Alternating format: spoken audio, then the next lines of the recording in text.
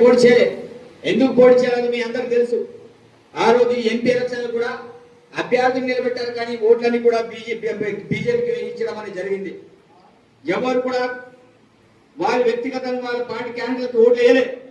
వాళ్ళందరూ కూడా బీజేపీకి ఇవ్వాలని కంకణం పట్టుకుని బీఆర్ఎస్ వాళ్ళందరూ కూడా కలిసికట్టుగా బీజేపీ క్యాండిడేట్ ఓట్లు వేయించిన విషయం మీ అందరికి తెలుసు. ఈ రోజు ట్రయాంగిల్ పోటీ నడవే, నిజంగా ట్రయాంగిల్ పోటీ వచ్చింది అయితే నేను అనుకుంటున్నాను. మిగతా అందరి కార్యకర్తలతో మరో సమావేశాన్ని ఏర్పాటు చేస్తాం. కాబట్టి ఈరోజు ప్రధానమైన అంశం ఎమ్మెల్సీ ఓటర్స్కి అందరికి కూడా మనస్ఫూర్తిగా నమస్కారం తెలియజేస్తుంది. చాలా సంతోషం. జిల్లాల్లోనే మొట్టమొదటిసారిగా మండలాల వారీగా సమావేశాలని నేనే స్టార్ట్ చేయడం అనేది జరిగింది. ఏ ఎమ్మెల్యే కావచ్చు, ఎవరు కూడా కావచ్చు, ఎక్కడ కూడా స్టార్ట్ చేయలేదు.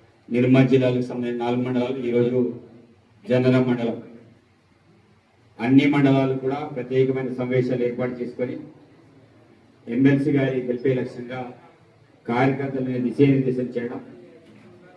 మరి ఈ కార్యక్రమంలో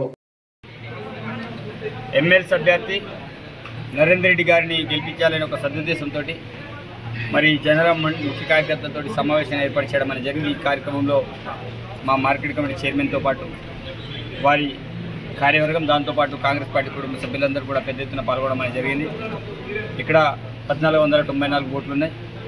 ఈ ఓట్లలో ఎంపిక చేసే విధానాన్ని కూడా చాలా స్పష్టంగా మా వాళ్ళకు చెప్పడం అనేది జరిగింది. ఇప్పటికే ఎంపిక చేయడం అనేది జరిగింది.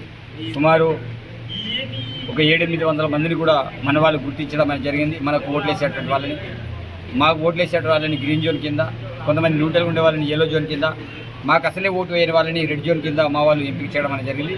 నియోజకవర్గం అంతా కూడా ఇదే రకమైన కార్యక్రమాన్ని ఏర్పాటు చేస్తున్నాం. ఇప్పటికే నేను ఈ రోజుతో అన్ని మండల కేంద్రాలలో కూడా ఈ యొక్క ఎమ్మెల్సీ సంబంధించిన కార్యక్రమాన్ని పూర్తి చేయడం అనేది జరిగింది. తప్పకుండా నమ్మకం, విశ్వాసం ఉంది.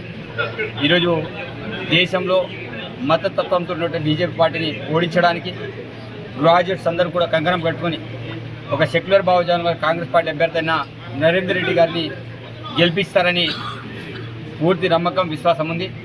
అదే రకంగా తెలంగాణ రాష్ట్రంలో కూడా గౌరవ ముఖ్యమంత్రి రేవంత్ రెడ్డి గారి నాయకత్వంలో ఈ 10 నెలల కాలం పాటు అనేక రకమైన సంక్షేమ పథకాలతో పాటు ముఖ్యంగా నిరుద్యోగుల కోసం ఈరోజు ప్రత్యేకించి 56,000 పోస్టులని, ఉద్యోగాన్ని భర్తీ చేసిన ఘనత కాంగ్రెస్ పార్టీది.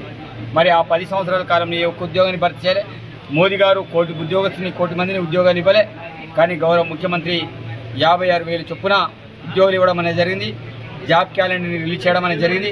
భవిష్యత్తులో కూడా ఈ ప్రాంతంలో ఏం కావాలనుకున్నప్పుడు కూడా నరేందర్ రెడ్డి గారు ప్రత్యేకించి తన ఆల్పోర్ట్స్ సంస్థ ద్వారా కావచ్చు, అదేవిధంగా ఎమ్మెల్సీ అభ్యర్థిగా రాష్ట్ర ప్రభుత్వం నుంచి కావచ్చు, ఈ ప్రాంత నిరుద్యోగుల కోసం గ్రంథాలయాలే కావచ్చు, మిగతా అన్ని అంశాలే కావచ్చు, లైబ్రరీలు ఏర్పాటు చేయడానికి తన వంతుగా కృషి చేస్తానని తను కంటిన్యూగా చెప్తూ పోతున్నారు.